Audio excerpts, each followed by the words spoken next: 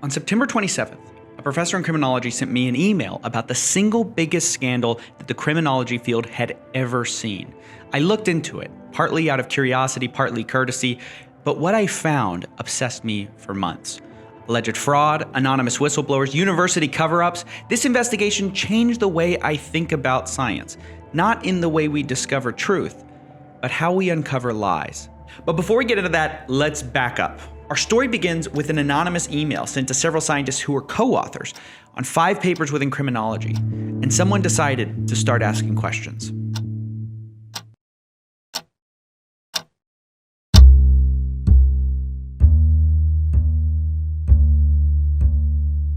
The 5 criminology papers were about race in America, and this anonymous email criticized them for having several data irregularities, the kind of mistakes that are difficult to explain away. We won't be covering all of them because it's a lot of technical stuff like missing zeros in the 3rd decimal point, identical descriptive statistics, stuff you wouldn't care about unless you had a PhD.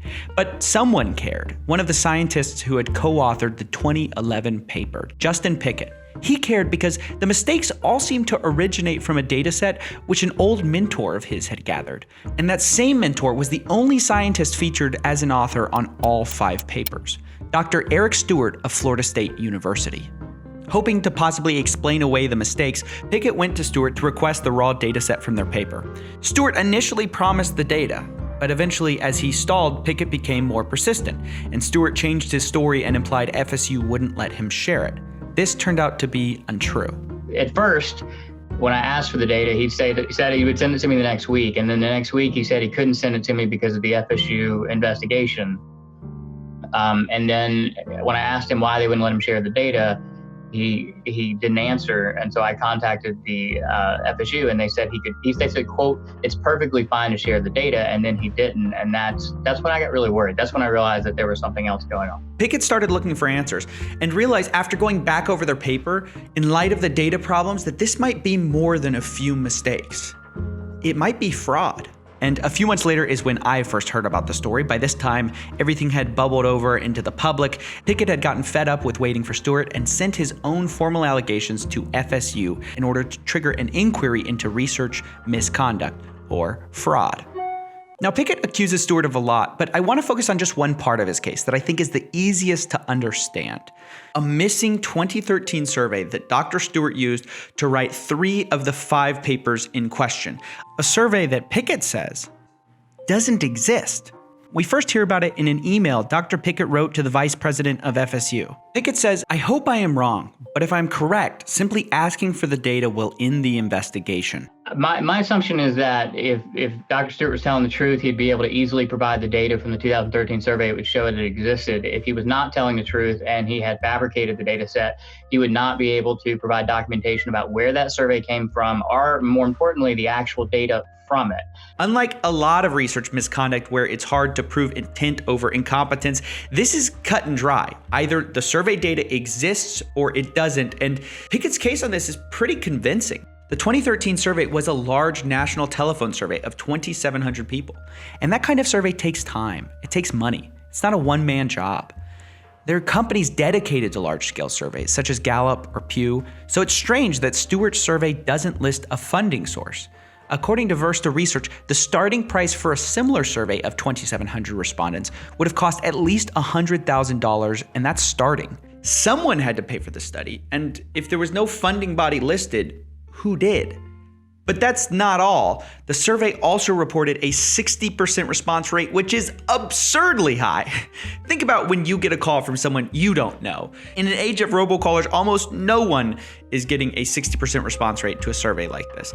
Worse than that, the origin of the survey is also a mystery because the source of this highly efficient free survey changes depending on when you ask. In 2018, before the investigation, Pickett had asked Dr. Stewart about the survey because Pickett himself was looking for survey vendors. Stewart responded, "I teamed up with some of my grad school buddies on their survey. They used their students to make the calls. They did a fairly good job for their first and only telephone survey." So in 2018, we have a team of grad school buddies and their students made the calls on a one-off favor for free. But later, in 2019, during the investigation, Stewart says, no, actually, the Research Network did it for me. Now, the Research Network was a respected polling organization within criminology run by Jake Bratton and Mark Gertz. But there's a serious problem with this defense, though. The Research Network closed in 2010. How can a 2013 survey come from an organization that closed 3 years prior? Now, at this point, you might be saying, okay, well, clean out his desk. Stewart's case makes no sense. He doesn't have funding. He doesn't have an origin. His response rate is absurd. Either this is the strangest data collection in history, or Stewart committed fraud. And you'd think the university would come to a similar conclusion. But you'd be wrong. Stephen, in response to your call to Diana Key, FSU followed its process and held an inquiry. It was determined that there was no need for further investigation. Stewart was acquitted by FSU. They said he didn't do anything wrong. No need for investigation. Mind you, around the same time he was acquitted, it was announced that all 5 of the articles that were originally called out were retracted, meaning all of the 5 papers by the same Dr. Stewart were so inaccurate they had to be stricken from the scientific record. And in the same breath, the university says, nothing to see here, nothing, no need to look further. And to be clear, this isn't like the university had studied the evidence fully and judged in Stewart's favor. No, it's more like they threw out the case. To understand this, you have to know that there are 2 parts to a university investigation. An inquiry, which is like a pre-investigation, and then the actual investigation, which is much more thorough. FSU chose not to complete a full investigation, and I had to know. Why? What mountain of explanatory evidence does FSU have access to behind the scenes that I do not, that makes it so clear that Stewart didn't commit fraud? To be clear, I don't know if he did, but I think it's transparently obvious that something fishy happened here. And so what makes the most sense to me is that you perform an investigation. Maybe they know something I don't. We just had reached the point in the story where I was unwilling to let this thing go. So after badgering the FSU employees for a little while, I found out that I could make a public records request. We got a little lucky here. FSU is a public university, and under sunshine laws in Florida, any public records must be made public if you submit a records request. So I contacted the university and asked for the inquiry report. They told me I would have to send a check for $228 for the trouble. So off it went to finally get to the bottom of this. Now, while we're waiting for FSU to get back with us, we need to discuss the broader picture behind what's happening at universities across America. Dr. Pickett's situation isn't all that unique. Universities rarely fully investigate claims of misconduct. According to an analysis of research misconduct outcomes in biomedicine, 90% of the claims are dismissed without investigation. 90%. And those are some of the numbers we do have. The truth is, empirical evidence available on research fraud is actually quite scarce. And the question is, why is this data so hard to find? The book Fraud and Misconduct in Research hazards a guess. Universities and research institutes feel embarrassed and uncomfortable when they have to deal with suspicions of misconduct. Thus, accessing data about fraud in scientific research is a difficult, sometimes impossible task. In many ways, maybe the best thing to better our understanding of fraud and research misconduct starts with just requiring better data collection to know the extent of the problem, instead of throwing out cases without record that they were even reported.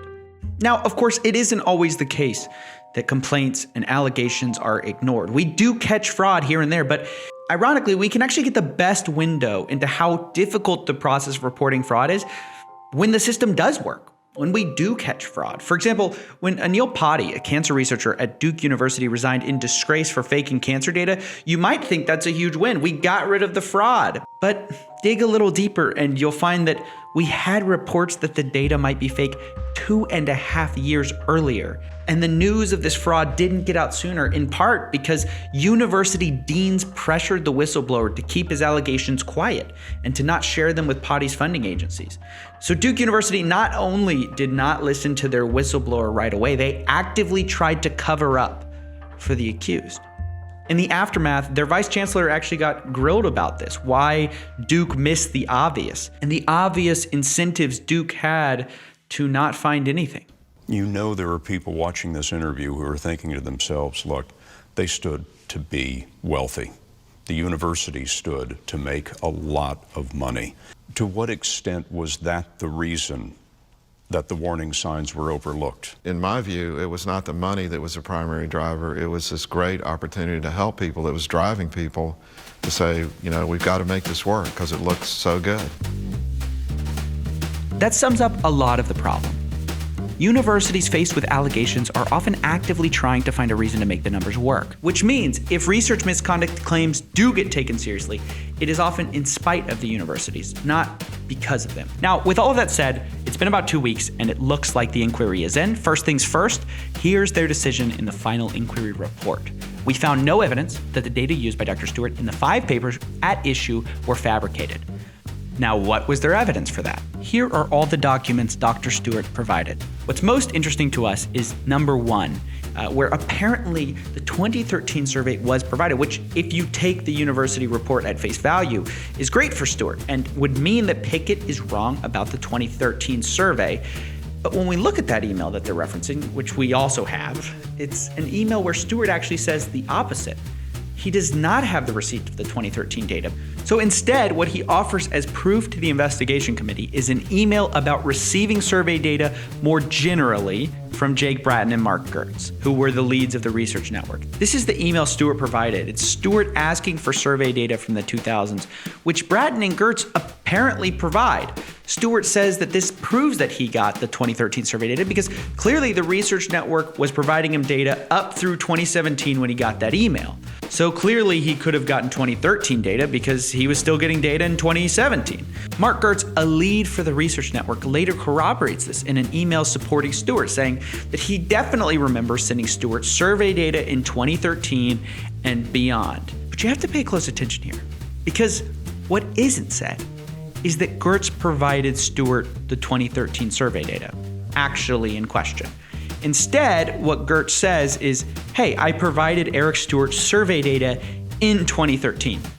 See the difference? Let me say that again. What Gertz does not say is that I provided Eric Stewart the 2013 survey data. Instead, he says, I provided Eric Stewart survey data in 2013, which is sort of meaningless to the actual inquiry. It could have been any survey data. We want to know about this specific, surprising, expensive survey data. So I know it's kind of semantics, but it's wordplay in the high-stakes drama of alleged research fraud. Wanting clarification on this obvious distinction in meaning, I reached out to Dr. Gertz not once, but 3 times, trying to get clarification on this distinction. And for him to say, yes, I provided the 2013 survey data, or no, I only provided a survey in 2013. He declined all 3 requests for comment. But it turns out we actually don't need him to clarify, because even though I couldn't get him on the record, we actually have his answer on this a year ago, when Pickett reached out to him before any of this had happened. Remember, he reached out to Stewart too when he saw that 2013 survey, because he was looking for a survey company, and he reached out to Mark Gertz as well, asking, hey, I saw the 2013 survey. Is that yours? Are you back up and running? Referencing their closure in 2010. And he says, look, I would love to fund future surveys if you are. And what does Gertz say? Not me. Wish it were. All's well with you? Let's recap. No one can provide an explanation as to how a company closed in 2010 could have done a giant $100,000 study in 2013. A study, by the way, which no one seems to have paid for. The story origin, according to Stewart, keeps changing. It used to be that some grad school buddies did it, and the current story is that Mark Gertz provided it, which Mark Gertz is sort of half committing to, but when pressed isn't actually validating. Stewart himself can't provide the raw data set, and it turns out we actually have Mark Gertz on the record directly contradicting his own story and Stewart's story. Then, as if we needed more evidence that the survey is improbable, here's Jake Bratton, the other head of the research network, saying that all the surveys Stewart had access to were from 2000 to 2009, and restates the obvious: the research network closed in 2010. In other words, the research network cannot be the origin of the 2013 survey. That's not me saying it. That's the head of the very organization that Stewart supposedly got his survey from, saying outright that Stewart's survey, by the laws of time itself, is physically impossible. Now try to square that with the sentence at the bottom of FSU's inquiry. It doesn't make sense. And let me be clear, I am not saying whether Stewart definitely committed fraud. I don't have the authority to make those judgments. What I am saying is that FSU had overwhelmingly sufficient evidence to perform a full investigation, and they chose not to. And while I'd like to chalk it up to a poor judgment call on their part, the FSU case is part of a larger pattern of behavior going on in American universities of avoiding bad press at all costs.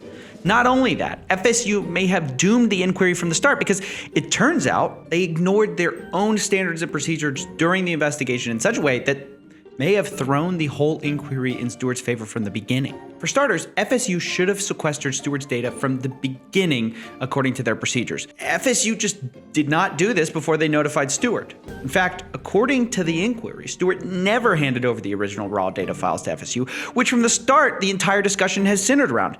The anonymous email asked for it, Pickett asked for it, FSU should have asked for it, and no one got it. This all left the investigation committee at a huge disadvantage. And let's talk about the investigation committee itself. They have the decision-making power in a misconduct case, so the people on the panel are important. FSU has guidelines about this. You don't want someone on the committee with a vested interest either way. And one of those screening guidelines is co-authorships. And despite that clear directive, when we look at who was on the committee for Stewart, 2 of the 3 members are repeat co-authors with Dr. Stewart, William Bales and Sonia Sinek. Meaning, a majority of the committee investigating Stewart had a conflict of interest with Stewart. Which makes you wonder, was there even a chance of this going the other way? Was this whole thing rigged from the beginning? So not only has FSU failed to investigate a credible case of research fraud, they've also demonstrated that they're willing to break their own rules to avoid doing so.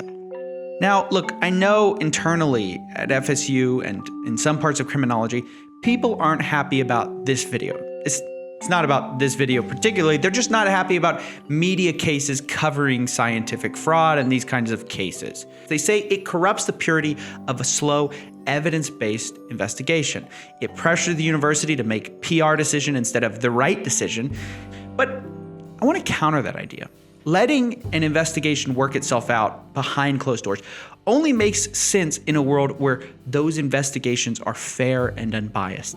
But they're not fair. They're not unbiased. They're biased towards powerful professors with lots of friends on the committee investigating them. They're biased against the whistleblower, who's frequently labeled a troublemaker and retaliated against. But most of all, they're biased towards the university's interest, which in almost all cases is to let the professor off the hook to prevent the bad press of having a fraud under their roof. And as for the university being pressured into a PR decision instead of waiting for the evidence, isn't that what has already happened here? I mean, the university literally threw out the case before the full investigation was had.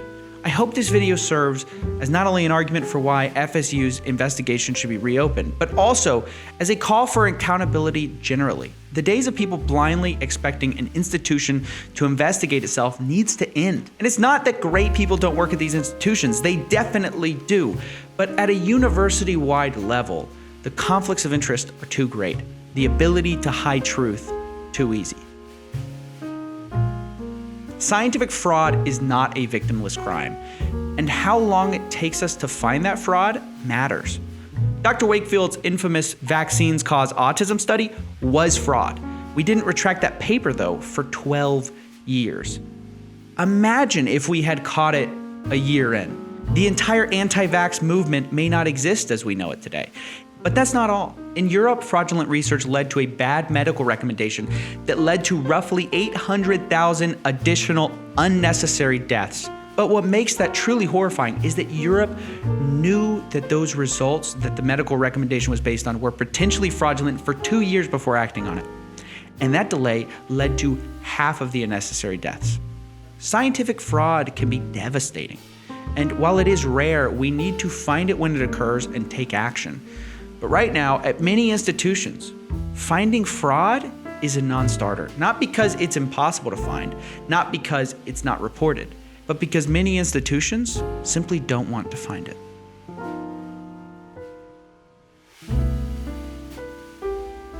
Amazingly, I was still hanging on to the notion of there must be a good explanation here.